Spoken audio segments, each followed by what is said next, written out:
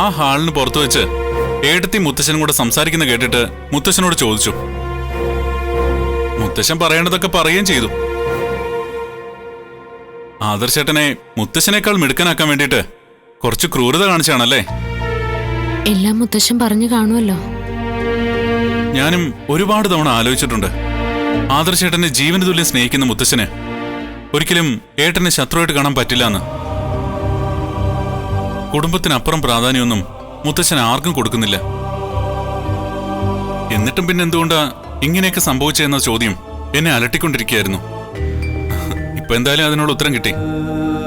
അനന്തപുരിയിലെ അനന്തമൂർത്തിയെ പോലെ മഹിമയും സ്വഭാവ ഗുണമുള്ളൊരു മുത്തശ്ശനെ ലോകത്ത് ഒരു കൊച്ചുമക്കൾക്കും കിട്ടിയിട്ടുണ്ടാവില്ല. അത് സത്യാനി. മുത്തശ്ശന്റെ ഉദ്ദേശം നല്ലതായതുകൊണ്ട് എന്റെ നാവിന്ന് എന്തായാലും ആദർശേട്ട ഈ സത്യം അറിയില്ല. എന്നാലും അധിക ദൂരമൊന്നുമില്ല കേട്ടോ. അയോധ്യയിലെ രാജാവിനെ പോലെ പടിയിറങ്ങിയ ഏട്ടനും ആ ഏട്ടനെ പിന്തുടർന്ന ഏട്ടത്തിയെയും എത്രയും പെട്ടെന്ന് നമ്മുടെ മുത്തശ്ശൻ തന്നെ അങ്ങോട്ട് തിരിച്ചു വിളിക്കും. ആ കാഴ്ച ഏട്ടനും ഏട്ടത്തി അവിടുന്ന് പടിയിറങ്ങിപ്പോയപ്പോ സന്തോഷിച്ച പലരും കാണുകയും ചെയ്യും. ഞാൻ ഏതായാലും മുത്തശ്ശൻ എന്ന് വിളിക്കട്ടെ.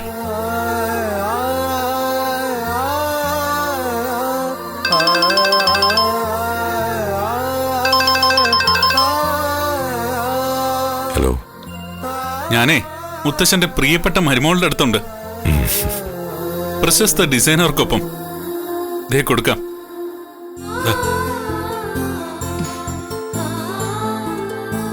മുത്തശ്ശ, ഫംഗ്ഷൻ നടക്കുന്ന സമയത്ത് മോളെ അഭിനന്ദിക്കാൻ വേണ്ടി അറിയാതെ വിളിച്ചുപോയതാ. അതിന്റെ പിന്നാലെ അവൻ പോവെന്ന് ഞാൻ കരുതിയോ? എന്തായാലും ഇപ്പൊ ഒരാളുകൂടി കാര്യങ്ങളൊക്കെ അറിഞ്ഞല്ലോ. ആദർശനോട് അതിനെ കുറിച്ച് പറയരുതെന്ന് ഞാൻ അവനോട് പറഞ്ഞിട്ടുണ്ട്. മോളോട് ഒന്ന് പറഞ്ഞേക്കെ. ഏയ്, അനി പറയില്ല. ശരി മോളെ. ആ പിന്നെ അവന്തികയുമായിട്ടുള്ള കല്യാണം വേണ്ടാന്ന് പറഞ്ഞ് നടക്കുക അവനെ മോളൊന്ന് ഉപദേശിച്ചേക്കെ. ആ, ഞാൻ പറഞ്ഞോളാം മുത്തശ്ശ. ആയിക്കോട്ടെ.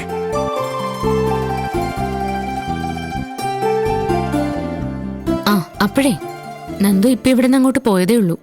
അവൾക്ക് നല്ല ഉപദേശങ്ങൾ കൊടുത്താ ഞാൻ വിട്ടത്. അതേ അനിയോടും എനിക്ക് പറയാനുള്ളൂ. ഒരു കാര്യം ഞാൻ ഏട്ടത്തിയോട് പറയട്ടെ. ശരിക്കും പറഞ്ഞ ഇപ്പോ ആത്മഹത്യ ചെയ്യാൻ തോന്നുക.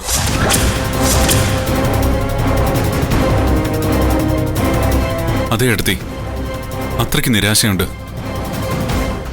ഒരു കാരണവശാലും നടക്കാൻ പാടില്ലാത്തൊരു ബന്ധമാ ഇപ്പൊ നടക്കാൻ പോകുന്നേ.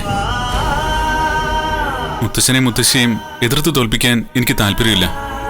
പക്ഷേ ഈ നിശ്ചയത്തോട് എനിക്ക് യോജിക്കാൻ പറ്റുന്നില്ല. ചിലപ്പോ അന്നേ ദിവസം ആരോടും പറയാതെ ഞാൻ വീട് വിട്ടു പോയെന്ന് വരാം.